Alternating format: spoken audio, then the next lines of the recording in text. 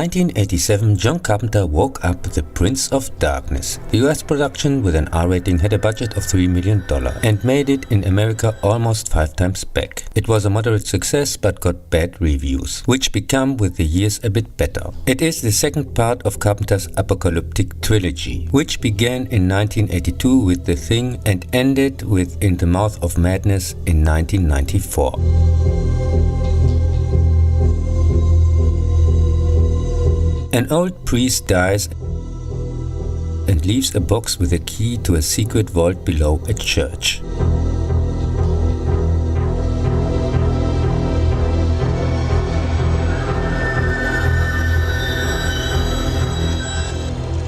Father Loomis makes contact with a befriended professor who wants to analyze during a weekend with his most capable students something found in the church.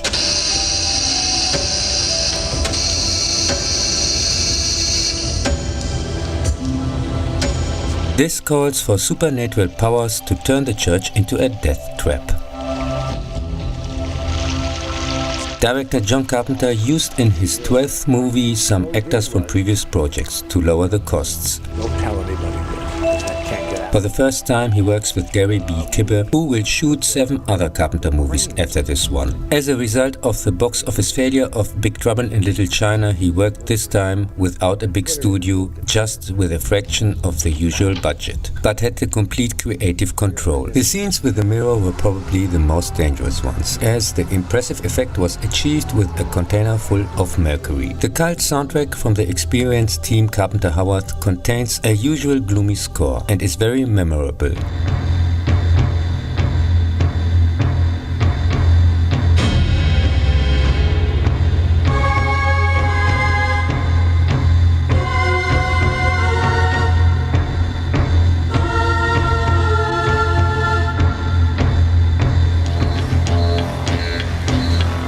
When I watched The Prince of Darkness with a friend on video, he was much more impressed by the movie than I was. He also recognized the genius soundtrack after the first viewing. I learned to appreciate the movie years later, when I got a better understanding for film in general. Today he clearly sticks out from the crowd. Even if the characters themselves don't leave an impression, the actors deliver a solid performance. But what makes the difference is the ingenious atmosphere and the imaginative direction. Because CGI was too expensive, they had to use practical effects, which look still convincing even today. The movie contains some clever allusions and references to other works, tells the story straightforward from the get-go, and keeps the pace to the end.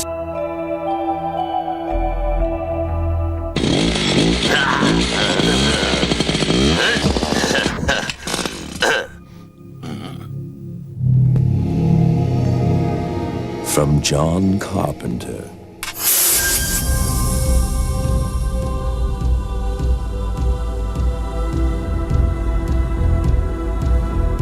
Something's coming. Maybe I'll see you around. I see things.